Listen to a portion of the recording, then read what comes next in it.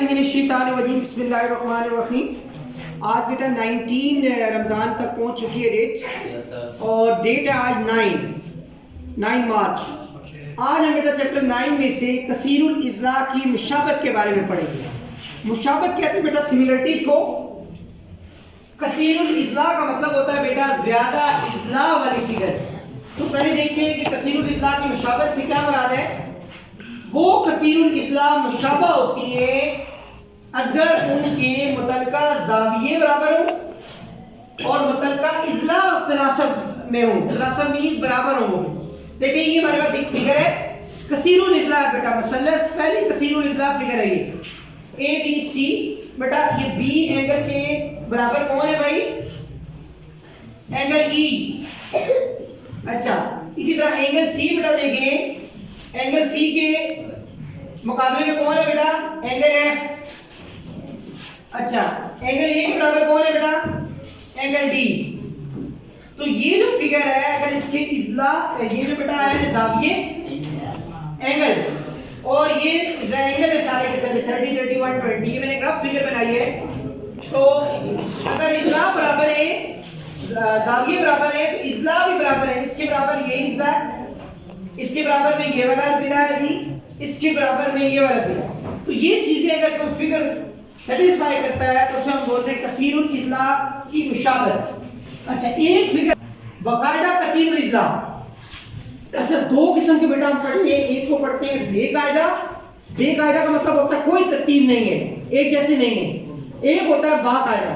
اب باقاعدہ دیکھیں ایسی کثیر الاضلاع جس کے تمام اضلاع تمام زاویے برابر ہوں.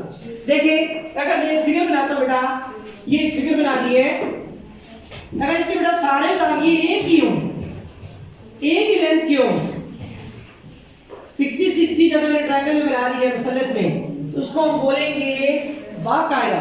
اور اگر ہم بے قاعدہ کی بات کریں تو بیٹا یہ پہلی فگر لے لیں, ایک 30 ہے ایک 120, یہ کچھ چینج ہو جائے, تینوں مختلف آ جائیں, اسے بے قاعدہ ہے. اور آپ نے سائنس زبان میں بھی پڑھا ہوگا, یوں کر کے ایک سرفیس دیکھی ہوگی لائٹ کے چیپٹر میں. دیکھیں اگر روشنی آئے برابر جائے ایک جیسی تو اس کو بولتے ہیں باقاعدہ.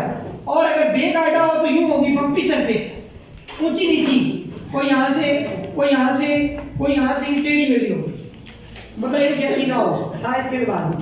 اچھا اب یہ کوسچن ہے ہمارے پاس بیٹا باقاعدہ تو ہمیں پتہ چل گیا کہ جب کثیر الاضلاع کے تمام اضلاع اور تمام زاویے برابر ہوں تو اسے بھی باقاعدہ کثیر الاضلاع کہتے ہیں. مثلث پڑھ لیتے ہیں. مثلث سے کثیر الاضلاع ہوتی ہے جس کے 3 اضلاع اور 3 زاویے ہوتے ہیں.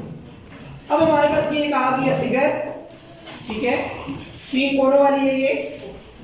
تو آپ دیکھیں اس میں ایک سائڈ بیٹا 4, اس کے مقابلے میں 6, یہ 3, اس کے مقابلے میں 4.5, یہ بیٹا 5, اس کے مقابلے میں 7. بیٹا اب ہم یہ چیک کرنا چاہتے ہیں کہ یہ متشابہ فگر ہے یا غیر متشابہ. تو دیکھیں 4 کو ڈیوائیڈ کر دیا 6 کے ساتھ, اسی طرح 3 کو ڈیوائیڈ کر دیا 4.5 کے ساتھ, 5 کو ڈیوائیڈ کر دیا 2.5 کے ساتھ. تو جب ہم نے ان کو سولو کیا تو یہ ریشو ساری آ رہی ہے 2/3 2/3 2/3. اس کا مطلب یہ ہوا کہ یہ فگر جو ہے یہ ہمارے پاس کیا ہے متشابہ فگر ہے. This is all about today's lecture. Thank you.